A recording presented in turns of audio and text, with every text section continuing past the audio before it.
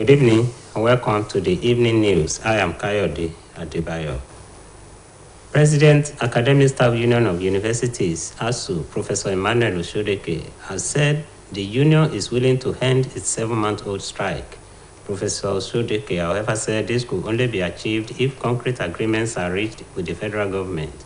He gave the assurance in Abuja at a national town hall meeting on tertiary education tagged "The Locked Gates of Our Citadels, a National Emergency." Recall that the union embarked on industrial action on February 14, making it over 7 months since public universities across the country were closed down. The federal government recently sued ASU at the industrial court in an attempt to end the strike. Oshodeke said on all these issues, the union has given the government a minimum to accept, but they have not responded on the issue of revitalization. On the issue of hand allowance and other issues discussed, he reiterated the union's commitment to return to school if the federal government puts its proposal on the table, saying negotiation could be reached if the government is willing. The ASU president expressed sadness over the lingering strike, which resulted in the government taking the union to court, adding that suing the union was not an option, as it will further worsen the situation of students and tertiary education in the country. He said if the court forces the lecturers to return to school, they won't force them to teach with open minds, adding that students will definitely be at the receiving end. Some of the 286 foreigners conferred with Nigerian citizenship have explained why they chose to become Nigerians at a time the country was going through some challenges. Reports say that 208 of them were conferred citizenship status by naturalization and the remaining 78 by registration. The German businessman, Mr. Hubertus Diaz, explained why he chose to become a Nigerian after 42 years traversing all the nook and cranny of the country. There, who runs a company, spoke after he was conferred with Nigerian citizenship at a ceremony held at the Federal Ministry of Interior in Abuja. The German is among the 286 foreigners, including 86 Lebanese, 14 Britons, and 4 Americans conferred with Nigerian citizenship. Diaz explained that he applied for Nigerian citizenship over 5 years ago and was happy that his long-time dream had come to fruition. According to him, it will now be easier to run his business and live with his family. The Minister of Interior, Beni Rao Faregbeshola, assured them of peaceful atmosphere for their families and business, adding that Nigeria will continue to treat them as part of its responsible citizens, irrespective of the status of their citizenship. The minister urged them to continue to be good ambassadors of the country. Commissioner for Information and Civic Orientation, Mrs. Funke Egbemade, said the Ministry of Information and OSBC are obligated to continue projecting the good image of government and let the people know what government is doing. She stated this while appearing before the State Budget Committee to present their proposed estimate for 2023. The commissioner explained that all members of staff at both the OSBC and the Ministry of Information will continue to work assiduously and with a renewed commitment to ensure that the vision and policy aspirations of the present administration are achieved. The State Budget Committee, chaired by Honorable Commissioner for Economic Planning and Budget and Development, Professor Lalekan Yunusa, commended the Ministry of Information and the OSBC for always projecting the good image of the state at all times. The committee assured of their support to the two agencies of government at all times to enable them achieve their mandate to the government and the people of the state. The Director General OSBC, Mr. Rashid Folarami, was among other top echelons of both the Ministry of Information and OSBC.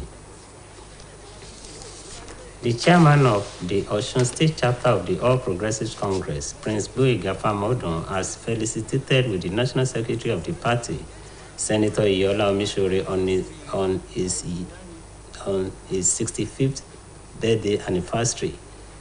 Prince Famodu, in a statement issued by his media advisor, Kola Olabisi in Osogbo, stated that the political life of Omishore is a worthy inspiration to the younger elements in the society.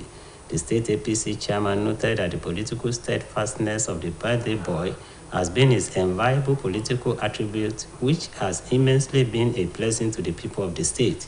He observed that as an illustrious son of Ile-Ife, Senator Omishore has been a veritable source of attraction of developmental projects to the ancient city in particular and Osun State in general. The official investiture of Rotarian Tunde Adedokun as the 48th president of the Rotary Club of Osogbo holds tomorrow morning. The ceremony, which will also climax the inauguration of the board of directors, will be an avenue to also announce different community projects to be started and completed by the Rotary Club of Osogbo. A statement by the chairman, Investiture Planning Committee, Rotarian Olayemi Ifaloye, reveals that the program, which holds at White Plain Hotel, Osogbo, along Bangan Osogbo Road, Osogbo in the morning, will hold under the chairmanship of Barrister Oluwaseun Alao, who will also be inducted as a Rotarian.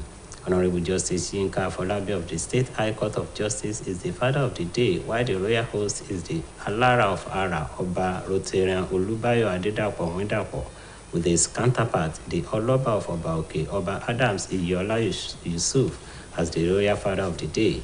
Mrs. Oluwafisayo Alao, who will also be inducted as a Rotarian, will be leading the entire women folk as the mother of the day. And now on sport, Valentine Ozoro-Nwafo has been called up for Nigeria's international friendly against Algeria on September 27 in Oran. This was confirmed in a statement on his French club Sochaux website. The 23-year-old, who is on a season loan at Sochaux from Turkish club Galatasaray, was drafted in to fill the void left by injured duo Semi Ajayi and Kenneth Umeru, who have been ruled out of the game. Valentine Ozoro-Nwafo has been called up to Nigerian squad for the upcoming international break. The Sochaux defender is called to join his national team on September 19, with which he currently has 3 selections. Meanwhile, Super Eagles coach Jose Peseiro will also be without quintet. Victor Osimhen, Sadiq Umar, Jamilu Collins, and Akinkunmi Amao for the friendly due to injuries. According to reports, Peseiro has been forced to invite several uncapped players for the friendly against Algeria due to injuries to his top stars. Belgium-based duo Alassane Yusuf and Raphael Oyedika are reportedly on his squad list for the friendly against the Phoenix. And on the foreign scene, European Parliament members have overwhelmingly backed a resolution that condemns China's military aggression against Taiwan and said that Beijing's provocative actions must have consequences on the relation with the European Union, stating that the European Union and Taiwan are like-minded partners that adhere to the values of freedom, democracy, human rights, and the rule of law. The resolution was adopted by 424 members of the Parliament with 14 against and 46 abstentions. The hard-hitting resolution said that between August 4 and 10, China had intensified its long-standing military intimidation against Taiwan, which included firing 11 ballistic missiles, at least 5 of which passed over the island. The resolution stated that China had also implemented an effective blockade of Taiwan's air and sea space during the drills and conducted a powerful cyber attack against Taiwan's private sector and state authorities. Reports say that Chinese ballistic missiles fired during the exercise had landed in Japan's exclusive economic zone. The resolution notes that China's aggressive actions in the wide region had brought it into dispute with several other countries. And that ends the evening news on OSBC TV. Please join us at 7 for major report. Good evening.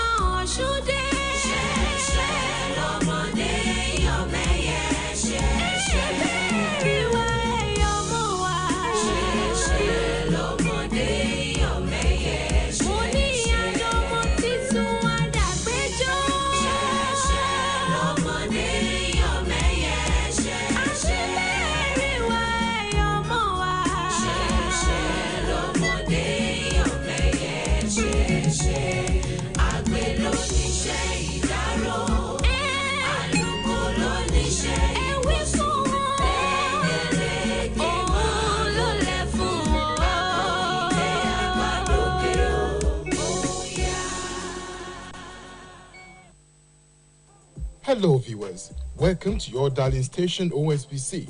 Come enjoy a rich menu of programs. On OSBC TV, there is something you must watch. We have drama.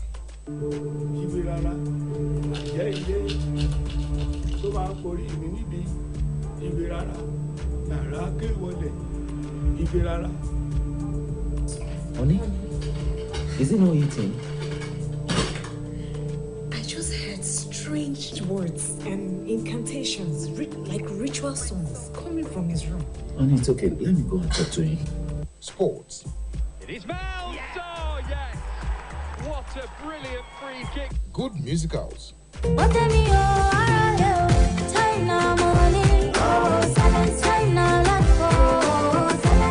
Educational television, kiddies and cartoons.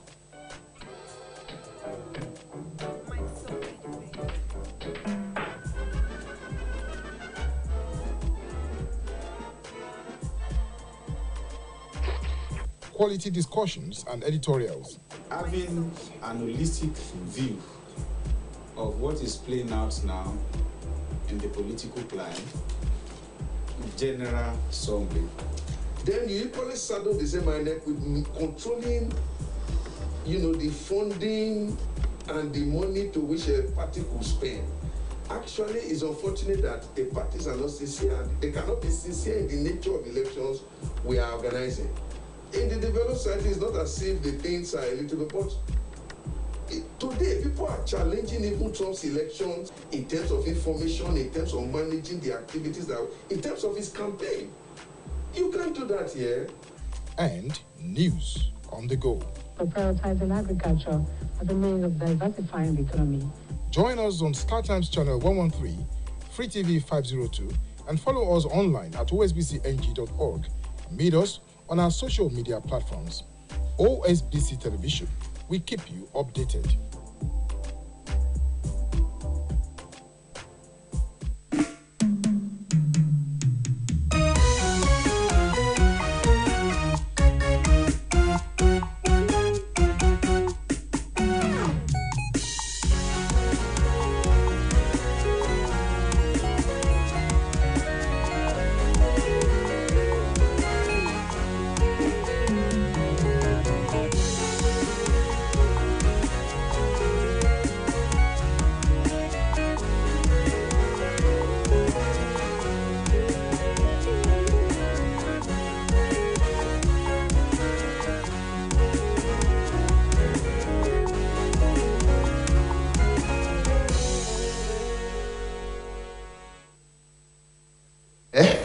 ìròyìn ìrọ̀lẹ́ la mú wá fún yín. Kamil Abdulrahim lóníròyìn yín.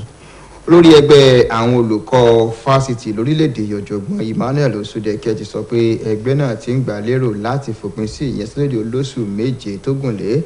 Ọ̀jọ̀gbọ́n Osodeke ní èyí lè rí bẹ́ẹ̀ tí àdéhùn tó fìdí múlẹ̀ bá wà pẹ̀lú ìjọba àpapọ̀. Àbújá ló ti sọ̀rọ̀ dánilójú yìí níbi ìpàdé kan tó dá lórí ètò ẹ̀kọ́ gíga láwọn fásitì nílẹ̀ yìí. Ó mú wá sírántí pé lọ́jọ́ 14 oṣù keje ọdún yìí lẹ́gbẹ́ ASUU gùn lé ìyẹnsílódì tó mú kó di oṣù keje táwọn olùkọ́ lórílẹ̀‐èdè yìí ti ń woṣẹ́ níran. Láìpẹ́ yìí níjọba àpapọ̀ wọ ẹgbẹ́ àwọn olùkọ́ fásitì lórílẹ̀‐èdè yìí lọ sí ilé ẹjọ́ tó ń gbọ́rọ̀ àwọn òṣìṣẹ́ kí wọ́n lè fòpin sí ìyẹnsílódì náà. Ọ̀jọ̀gbọ́n Osodeke ní lórí gbogbo ọ̀rọ̀ yìí ẹgbẹ́ ASUU ti ṣètò fún ìjọba àpapọ̀ ṣùgbọ́n tí wọn kò tí ì fèsì sáwọn ìbéèrè àwọn. Ó tẹnumọ́ ìfarajìn ẹgbẹ́ náà láti padà sílé ẹ̀kọ́ tíjọba bá ti tẹ́wọ́ gba èròǹgbà wọn tí wọ́n sì gbà wọlé tíjọba sì fẹnu kò sí gbogbo èròǹgbà ọ̀hún. Lórí ẹgbẹ́ àwọn olùkọ́ fásitì lórílẹ̀‐èdè yìí wá fẹ̀dùn ọkàn rẹ̀ hàn lórí ọ̀rọ̀ ìyẹnsílódì náà tó mú kíjọba àpapọ̀ gbé ọ̀rọ̀ náà lọ sí ilé ẹjọ́ pẹ̀lú àfikún pé gbígbé wọn lọ sí ilé ẹjọ́ ní ìjọba gẹ́gẹ́ bí ọ̀nà àbáyọ àti pé tó sì jẹ́ pé ohun gangan ó tún lè pa kún ìṣòro bí àwọn ṣe wà lẹ́nu ìyẹnsílódì ọ̀hún. Oníṣẹ́lẹ̀ ẹjọ́ bá pàṣẹ pé káwọn olùkọ́ padà sẹ́nu iṣẹ́ wọn kò lè pọ́n ní dandan fún wọn láti máa kọ́ àwọn akẹ́kọ̀ọ́ lọ. Àwọn ọmọ orílẹ̀-èdè ilẹ̀ òkèrè ọ̀rìnlérúgba àti mẹ́fà tí wọ́n ti di ọmọ orílẹ̀-èdè yìí ti ṣàlàyé ìdí tó fi wù àwọn láti di ọmọ orílẹ̀-èdè nàìjíríà lákòókò tí nǹkan ò fararọ nílẹ̀ yìí. Ìròyìn fi hàn pé ìgbà àti mẹ́jọ nínú wọn ni wọ́n sọ di ọmọ orílẹ̀-èdè yìí nítorí pé orílẹ̀-èdè yìí ni wọ́n bí wọn sí, táwọn 128 yòókù sì di ọmọ ilẹ̀ yìí pẹ̀lú ìforúkọsílẹ̀. Ọ̀gbẹ́ni díà ẹni tó ní iléeṣẹ́ lórílẹ̀‐èdè yìí sọ di mímọ̀ pé ní kété tí wọ́n sọ wọ́n di ọmọ orílẹ̀‐èdè yìí níbi ètò kan tó wáyé níléeṣẹ́ tó wà fọ́rọ̀ abẹ́lé ni ọ̀hún ti sọ ọ̀rọ̀ yìí. Ọ̀gbẹ́ni ebatosdara tó jẹ́ ọmọ orílẹ̀‐èdè Germany tó jẹ́ olókoòwò ṣàlàyé nípa ìdí tó ń fi yan orílẹ̀‐èdè yìí láàyò lẹ́yìn ọdún 42 tó ń ti ṣèrìn àjò káàkiri orílẹ̀‐èdè Nàìjíríà. Ọ̀gbẹ́ni dáyà ẹni tó sọ̀rọ̀ yìí ní kété tí wọ́n fún wọn ní ìwé gẹ́gẹ́ bí ọmọ orílẹ̀-èdè Nàìjíríà níléeṣẹ́ tó wà fọ́rọ̀ abẹ́lé. Ọmọ orílẹ̀-èdè Germany náà ló wà nínú àwọn 406 ọmọ ilẹ̀ òkèèrè náà, níbi tí 16 nínú wọn ti jẹ́ ọmọ ilẹ̀ Lebanon, 14 láti Britain, 4 ní ọmọ ilẹ̀ Amẹ́ríkà tí wọ́n fún níwèé gẹ́gẹ́ bí ọmọ orílẹ̀-èdè Nàìjíríà. Ọ̀gbẹ́ni dáyà sọ pé láti ọdún 5 sẹ́yìn ló ń ti kọ̀wé fún jíjẹ́ ọmọ orílẹ̀-èdè Nàìjíríà, tó sì sọ pé ó jẹ́ ohun ìdùnnú fóun pé àlá òun ọlọ́jọ́ pípẹ́ padà wá sí ìmúṣẹ. Gẹ́gẹ́ bó ṣe wí, yóò rọrùn fóun báyìí láti máa bá okòwò òun lọ àti ìgbé ayé ìrọ̀rùn pẹ̀lú ẹbí òun lórílẹ̀‐èdè Nàìjíríà. Nínú ọ̀rọ̀ mínísítà fọ́rọ̀ abẹ́lé Ọ̀gbẹ́ni Rauf Arẹ́gbẹ́ṣọlá ló ti fi dá wọn lójú nípa ìgbépọ̀ àlàáfíà pẹ̀lú àwọn ẹbí wọn àti ìfẹsẹ̀rinlẹ̀ okòwò wọn. Ó fi kún pé orílẹ̀‐èdè Nàìjíríà yóò túbọ̀ máa kà wọ́n mọ́ àwọn ọmọ orílẹ̀‐èdè yìí tí wọ́n ń ṣojúṣe wọn láì fi ti ipò tí wọ́n wà níbàámu pẹ̀lú jíjẹ́ ọmọ orílẹ̀-èdè yìí ṣe. Ọ̀gbẹ́ni Arẹ́gbẹ́ṣọlá wá rọ̀ wọ́n láti túbọ̀ máa jẹ́ aṣojú rere fún orílẹ̀-èdè Nàìjíríà. Kọmíṣánná fẹ́tò ìròyìn àti ìlanilọ́yẹ̀ ní ìpínlẹ̀ Ọ̀ṣun arábìnrin Fúnkẹ́ Ẹgbẹ́mọdé ti sọ pé iléeṣẹ́ ètò ìròyìn àti iléeṣẹ́ OSBC yóò túbọ̀ máa fọn rere ìjọba ìpínlẹ̀ yìí, táwọn èèyàn yóò sì mú gbogbo akitiyan ìjọba ìṣúná ọdún 2023 síwájú ìgbìmọ̀ ọ̀hún. Kọmíṣánná ṣàlàyé pé gbogbo àwọn òṣìṣẹ́ iléeṣẹ́ OSBC àti iléeṣẹ́ ètò ìròyìn yóò túbọ̀ máa ṣiṣẹ́ kárakára láti dájú pé gbogbo àfojúsùn ìjọba àtàwọn ètò rẹ̀ ló wá sí ìmúṣẹ. Alága ìgbìmọ̀ tó wà fún àgbékalẹ̀ àbá ètò ìṣúná tí kọmíṣánná fẹ́tò ọrọ̀ ajé àti àgbékalẹ̀ àbá ètò ìṣúná ọ̀jọ̀gbọ́n Lálékan Yunusa aṣojú fún gbósùbà fún iléeṣẹ́ ètò ìròyìn àti iléeṣẹ́ OSBC fún bí wọ́n ṣe ń fọn rere àwọn ètò ìjọba. Ìgbìmọ̀ náà jẹ́jẹ́ àtìlẹ́yìn wọn. Iléeṣẹ́ OSBC Ọ̀gbẹ́ni Rasheed Fọlárànmí ló ṣáájú àwọn lọ́gàálọ́gàá níléeṣẹ́ àti iléeṣẹ́ ètò ìròyìn. Alága ẹgbẹ́ òṣèlú All Progressives Congress ní ìpínlẹ̀ Ọ̀ṣun Ọba Gbóyèga Fámọ̀ọ́dún ti kí akọ̀wé àgbà ẹgbẹ́ òṣèlú náà lórílẹ̀‐èdè Sẹ́nẹ́tọ̀ Iyọlá Omiṣore kú oríire ọjọ́bí rẹ̀. Ọmọọba Fámọ̀ọ́dún sọ nínú àtẹ̀jáde tí olùdámọ̀ràn rẹ̀ fẹ́tò ìròyìn Kọ́lá Ọlábísí fi síta lóṣogbo ló ti ṣàlàyé pé Sẹ́nẹ́tọ̀ Omiṣore ṣàpèjúwe Sẹ́nẹ́tọ̀ Omiṣore gẹ́gẹ́ bí aláwòkọ́ṣe lágbo òṣèlú táwọn ọ̀dọ́ lè fi ṣàwòkọ́ṣe rere. Alága ẹgbẹ́ òṣèlú APC nípínlẹ̀ yìí sọ pé bọ́lọ́jọ́ bí ṣe jẹ́ olóṣèlú tó dúró ṣinṣin jẹ́ ìbùkún ńlá fún ìpínlẹ̀ Ọ̀ṣun. Ó ní bí ọmọ bíbí ìlú Ilé-Ifẹ̀ náà ṣe jẹ́ ìkan pàtàkì tó ti mú ìdàgbàsókè bá ìlú Ilé-Ifẹ̀ àti ìpínlẹ̀ Ọ̀ṣun lápapọ̀ jẹ́ ohun tó wúni lórí jọjọ. Ó wá ṣàpèjúwe Ọ̀túnba Omiṣore gẹ́gẹ́ bí ìbùkún ńlá fún ìran yìí àti pé ipa tó kó nínú ìdàgbàsókè ìpínlẹ̀ Ọ̀ṣun kò láfiwé rárá. Ó mẹ́nubà bí Sẹ́nẹ́tọ̀ Omiṣore ṣe jẹ́ olóòótọ́ tó sì ń ṣàtìlẹ́yìn fún gómìnà Adégbóyèga Oyètọ́lá fún ìdàgbàsókè ìpínlẹ̀ yìí. Ó wá kí kú oríire ọjọ́bí rẹ̀ tó sì gbàdúrà pé kí Ọlọ́run kó fún ní ẹ̀mí gígùn àti ìlera tó péye láti máa tukọ̀ ìpínlẹ̀ ṣe. Lára àwọn ètò tó máa múgbé ayé àwọn èèyàn àwùjọ rọrùn tí ó tún wáyé lọ́la lásìkò ètò fífi Rotary Adédòkun jẹ ààrẹ ẹgbẹ́ Rotary Club Òṣogbo tó jẹ́ 40 rẹ̀. Ètò náà ni yóò kásẹ̀ ńlẹ̀ pẹ̀lú ìfilọ́lẹ̀ àwọn ọmọ ìgbìmọ̀ alámòjútó níbi tí wọn yóò tún ti lo àǹfààní ètò ọ̀hún láti kéde ọ̀kanòjọ̀kan àwọn àkànṣe iṣẹ́ tí ẹgbẹ́ Rotary Club Òṣogbo ń ṣe àtẹ̀yí tí yóò ṣẹ̀ṣẹ̀ fẹ́ bẹ̀rẹ̀ rẹ̀. Nínú àtẹ̀jáde tí alága ìgbìmọ̀ tó wà fún ètò ìfinijoyè náà Rotarian Ọláyẹmí Ifálóyè fi síta fi hàn pé ètò náà yóò wáyé ní ilé ìtura White Plain Òṣogbo lójú ọ̀nà Gbọ̀ngán sí Òṣogbo láàárọ̀ lábẹ́ alága ọ̀gbẹ́ni Olúwaṣeun Àlàó, ẹni tí wọn yóò tún gbà wọlé gẹ́gẹ́ bí ọmọ ẹgbẹ́ Rotary. onídàájọ́ Yínká Afọlábí sílé ẹjọ́ gíga ìjọba ìpínlẹ̀ yìí ní bàbá ọjọ́ náà nígbà tí alára àti ara ọba Olúbáyọ̀ Adédàpọ̀ Wíńdàpọ̀ tó náà jẹ́ ọmọ ẹgbẹ́ Rotary pẹ̀lú ojúgbà rẹ̀ ọlọ́ba àti ọba òkè ọba Adam Iyọ̀lá Yusuf yóò jẹ́ àwọn orí adé níbi ètò ọ̀hún. Arábìnrin Olúwafísáyọ̀ Àlàó yóò di ọmọ ẹgbẹ́ Rotary tí yóò sì ṣáájú gbogbo àwọn obìnrin gẹ́gẹ́ bí ẹ̀yà ọjọ́ náà níbi ètò ọ̀hún.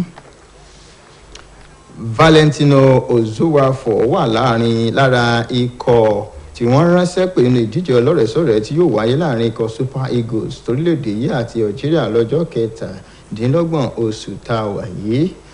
Valentine ẹni ọdún 23 tí wọ́n fi ṣọwọ́ sí South láti ikọ̀ Galatasaray lórílẹ̀‐èdè Turkey ni wọ́n forúkọ rẹ̀ sínú ikọ̀ Super Eagles torílẹ̀‐èdè yìí láti rọ́pò Semi Ajayi àti Kenneth Omero tí wọ́n fara ṣèṣe. Ìrètí wà pé wọ́n ránṣẹ́ pé Valentine láti darapọ̀ máwọn akẹgbẹ́ rẹ̀ lọ́jọ́ 19 oṣù yìí. Adarí ikọ̀ Super Eagles ti ní kò ní lè ṣàmúlò Victor Osimhen, Sadiq Umar, Jamil Collins àti Akinwumi Amao fún ìdíje ọlọ́rẹ̀ẹ́sọ̀rẹ́ náà nítorí báwọn náà ṣe farapa. Ìròyìn fi yé ni pé ìgbésẹ̀ yìí ti mú kí Pẹ̀sẹ̀rò ránṣẹ́ pé àwọn agbábọ́ọ̀lù míì fún ìdíje ọ̀hún. Àrígbọ́ pé Alhassan Yusuf àti Ravel Oyedikan wà lára àwọn tí Pẹ̀sẹ̀rò fìwé ránṣẹ́ pé. Àwọn aṣòfin tó jẹ́ tàjọ ilẹ̀ Europe ti panupọ̀ fẹnukò tí wọ́n sì bẹnu àtẹ́lù báwọn ológun orílẹ̀-èdè China ṣe dẹ́yẹ sí Taiwan pẹ̀lú àlàyé pé ìgbésẹ̀ Beijing yóò nípa lórí àjọṣepọ̀ tí wọ́n ní pẹ̀lú àjọ EU. Nígbà tó ń sọ di mímọ̀ pẹ̀lú àjọṣepọ̀ tó wà láàrin àjọ ilẹ̀ Europe àti Taiwan, èyí tó ní yóò sì jẹ́ kí okùn àjọṣepọ̀ ń kó rẹ́sẹ̀ wálẹ̀ ètò ní ṣe pẹ̀lú òmìnira ìjọba tiwantiwa àti ètò ẹ̀tọ́ ọmọnìyàn pẹ̀lú ohun táwọn aṣòfin okòólénírínwó-ó-lé-mẹ́rin tó jẹ́ aṣòfin àjọ ilẹ̀ Europe fẹnukò sí lẹ́yìn tó jẹ́ pé 14 péré ló tako ìgbésẹ̀ náà táwọn 56 kò sí níbi ìjíròrò ọ̀hún láàrin ọjọ́ 4 sí ọjọ́ 9 oṣù kẹjọ. Àríjù báyìí lọ lórí ìròyìn ìrọ̀lẹ́ wa fún ti tàkókò ìpàdé wa láago 8 àbọ̀ alẹ́ nígbà táwọn mú àkójọpọ̀ ìròyìn wa fún yín títí ìgbà náà ẹ kú ojú lọ́nà.